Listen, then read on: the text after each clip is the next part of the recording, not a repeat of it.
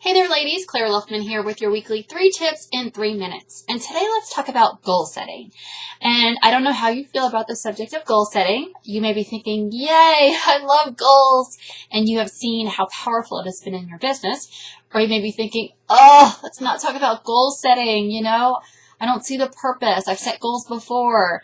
I'm setting myself up for failure. So I don't know which side of the camp you're on, but let's talk about it because I do believe it's absolutely critical finding a goal setting process that works for you to get you where you want to be in your business. Absolutely. So the first thing I want to talk about is I see goal setting as just simply closing the gap between where you're at now and where you want to be. Right? Every year I have a new gap. Every year at the beginning of the year I figure out where do I want to be in my business and who am I as a businesswoman and the rest of my life. What do I want that to look like? So there's a gap.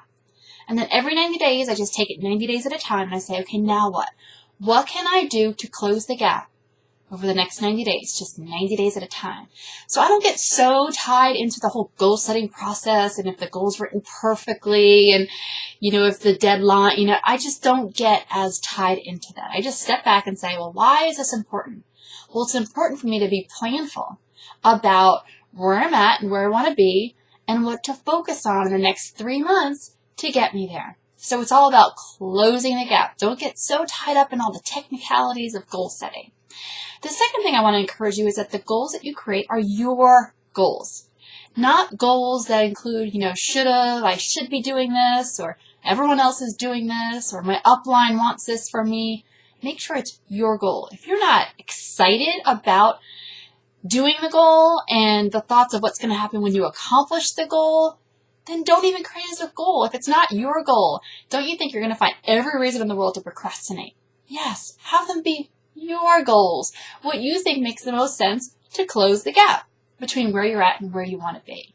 Okay, so that is the second thing, is make sure they're your goals. The third thing is really focus on the activity, the work necessary. So many times I see goals that are listed as the results, right? That I want to be earning $4,000 or make X number of sales, or I want you to step back and say, okay, that's the result, but what work would be necessary to get you there? Like holding how many selling appointments or having how many discussions or booking how many parties. Focus more on what the activity and what you have more control over.